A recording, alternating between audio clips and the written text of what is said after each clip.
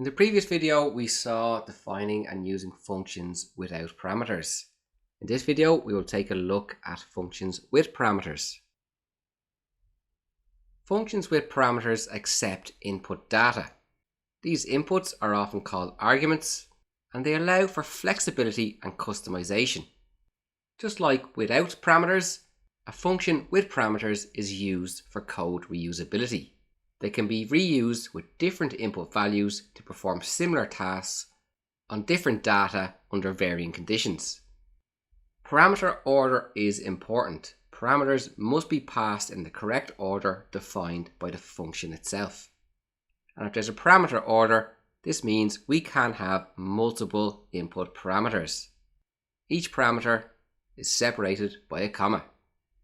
So let's head over to PyScripter and check it out.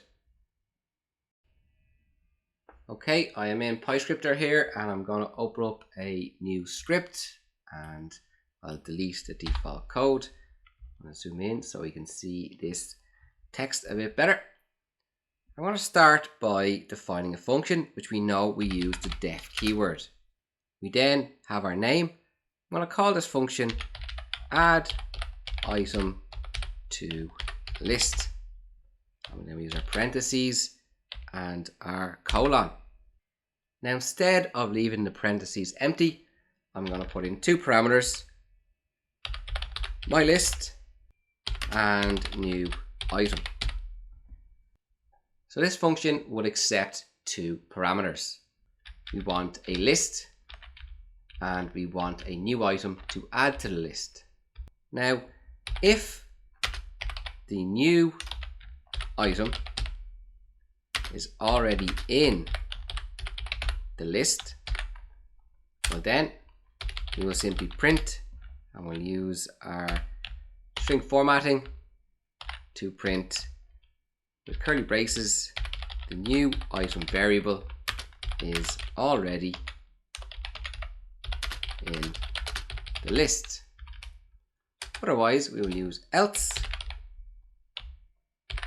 and we will want to add the new item to the list if it's not already in the list. So we can call mylist.append and we'll append in the new item. We'll step out of our function and let's define an initial list. We'll call it countries. I will set that equal to our square brackets and we'll supply in Ireland, of course, France, USA, and let's go with Paraguay. Go down a couple of lines. Now we're going to call our add item to list function. Add item to list. We can see PyScripter is showing up the parameters that are required, my list and new item. The list we're going to feed in is the countries list and we're going to try add Germany to that list. Now before I hit run, let's consider what is happening here. We have a function called add item to list that takes two parameters, my list and a new item parameter. When we're calling the add item to list, we are supplying in countries. Countries now takes on the my list variable. We're also passing in Germany as the new item, so the string Germany takes on the new item variable.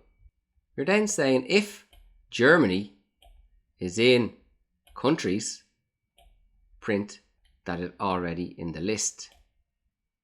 Otherwise, it's not in the list and we append Germany to our countries list. Now before I run the code, I see I missed out on a print statement to say that the item was added to the list. So let's add that. You don't have to have these print statements. These are just useful to know which course of action was taken within the function. So again, we'll use string formatting and we'll say new underscore item was added to the list. Now let's hit run.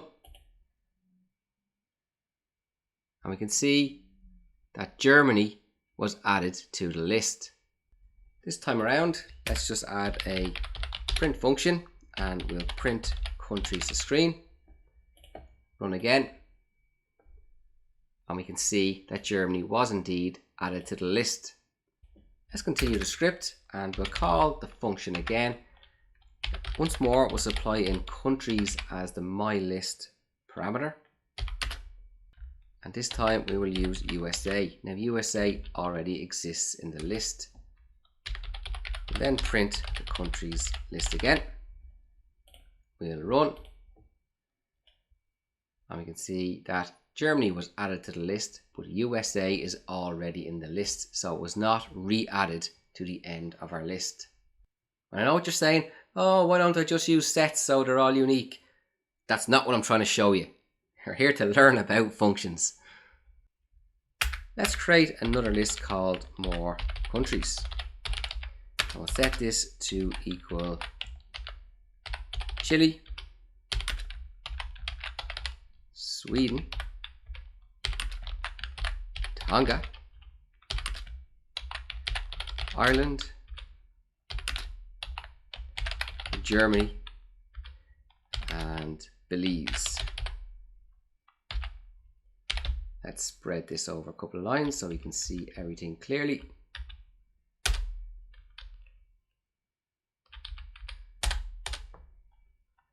Now let's perform a for loop. So for country in more countries,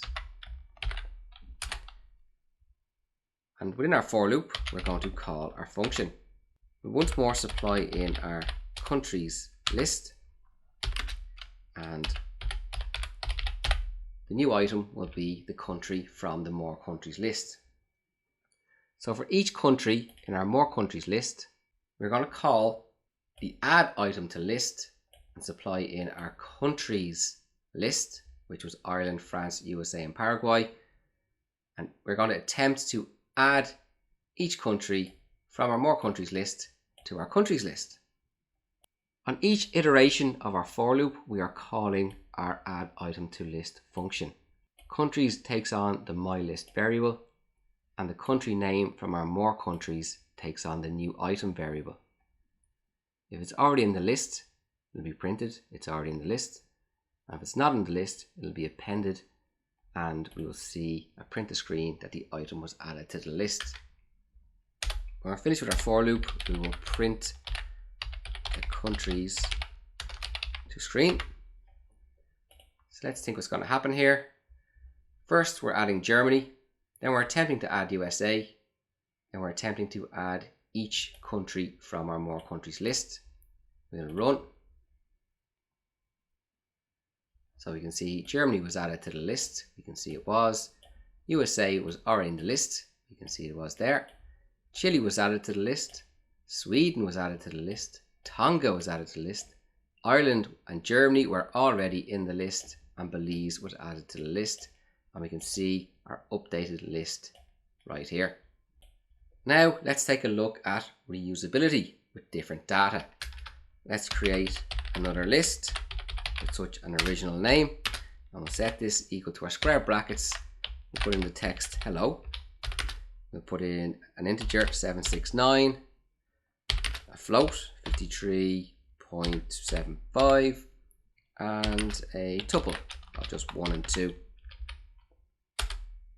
Now let's call our add item to list function. This time our first parameter is going to be our another list. This will take on the mylist parameter, and we'll try and put in my name, Glenn. And now let's print another list to screen. Let's run the code. You can see it's performed all our countries workflow. We can also see that Glenn was added to the list. When we printed it out, we can see it was added. So you can now see the reusability. We'll do one more where we will add item to the list.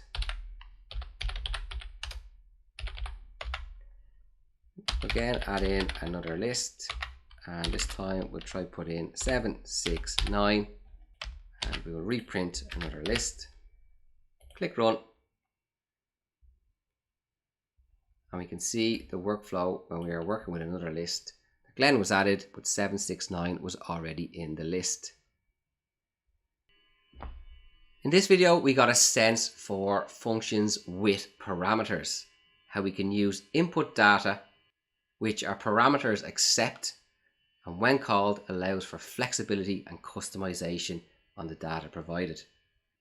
As with all functions, we saw reusability, but with functions with parameters, they can be used with different input values to perform similar tasks on different data sets.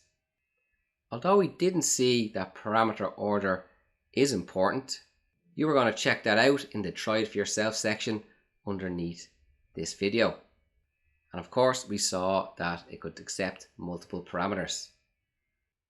In the next video, we will take a look at returning values from a function.